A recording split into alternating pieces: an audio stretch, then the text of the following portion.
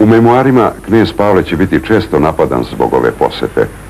Neće se braniti, ipak će jednom reći: kao što znate, bili smo okruženi neprijateljima.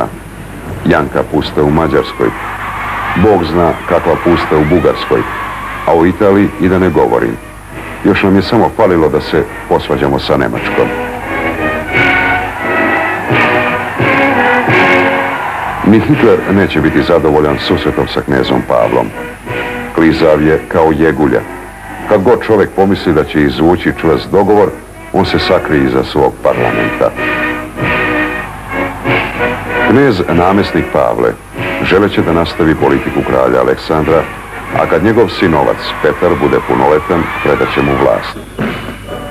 Pristajući na potpisivanje Trojnog pakta, kao i poznati događaj puča od 27. marta, skrenuli su tok istorije na drugu stranu.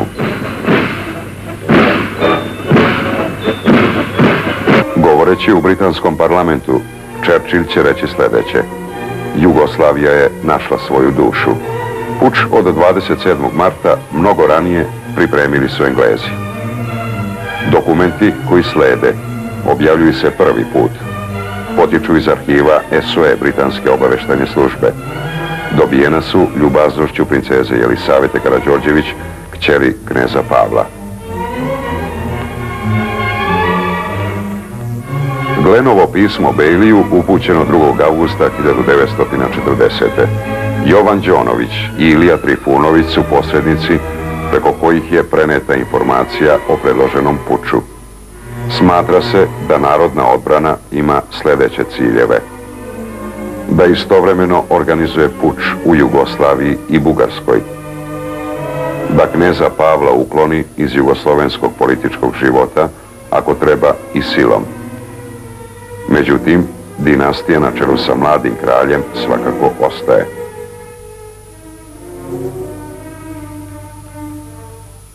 Što bi neki drugi čovjek uradio da se našao na mestu kneza Pavla Karađorđevića u kritičnim godinama od 1934. do 1941. godine?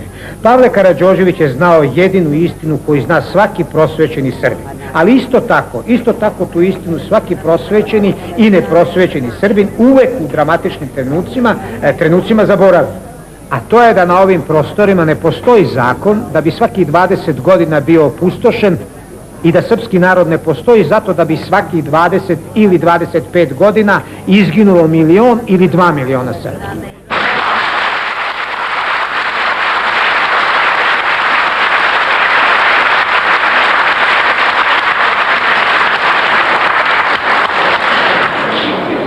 Knez Pavle je jedna, verovatno, od najtragičnijih ličnosti posleratne istorije. Ako biste razmišljali, ako bismo razmišljali o našoj skorijoj istoriji, ja bih eventualno mogao da mu nađem samo još jedan pandan, ali o tom upoređenju možda bi mogli da govorimo nekom drugom prilikom. Pismo Daltona 28. marta 1941. godine britanskom predsjedniku vlade: specijalne operacije na Balkanu. Evo Taylorovih instrukcija po redosledu važnosti. Broj 4. Nastaviti već dobro uhodani rad u Jugoslaviji na posticanju jugoslovenskih opozicionih stranaka da na vladu vrši pritisak u korist naše zemlje. Od svih gornjih instrukcija, ova broj 4 je za nas najinteresantnija. Otkako sam preuzeo SOE u Jugoslaviji, potrošili smo najmanje 100.000 funti sterlinga. Novac je uglavnom otišao na finansiranje zemljoradničke stranke i ostale vidove podmićivanja, uključujući i nagradu za povremene manje sabotaže.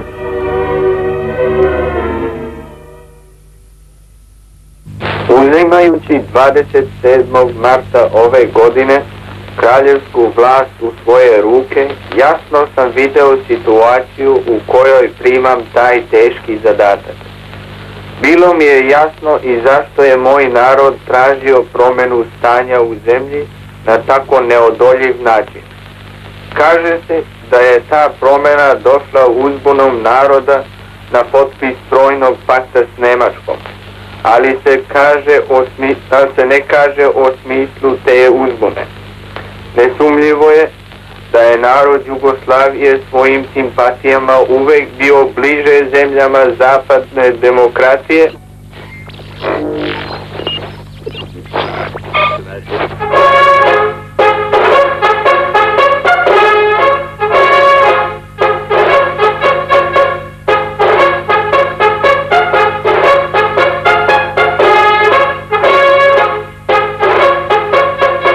Ja sam bio u Belidvor i kad sam se probudio, kao svaki dan sam gledao na prozor i vidim da je naša garda sve bila izvan zid koji je turen ograd tamo. Niko nije znao šta se desi, telefoniram kod kralja, mu kažem šta se desio, mi kaže nemam pojma, niko ništa mi nije rekao. Pa dođi kod mene, onda sam skočio u moja kola, išao sam gore na Dedinje, kako smo zvali veliki dvor tamo. I on i ja slušamo vesti na radio, jednome čujemo jedan čovjek ko se kaže ja sam kralj Petar. I u moje ime ja sam se slegao da izbacim mog ujak, knez namjesnik i tako dalje, šta je on kazao se zna, to je bilo napisano. I kralj i ja se gledamo i on mi kaže, pa kako može da kaže da je on mene, ja sam ovdje, nisam teo ništa ovako da napravim. I to nije se znalo za godinama posle. Doć Belgrad. 6. aprila 1941.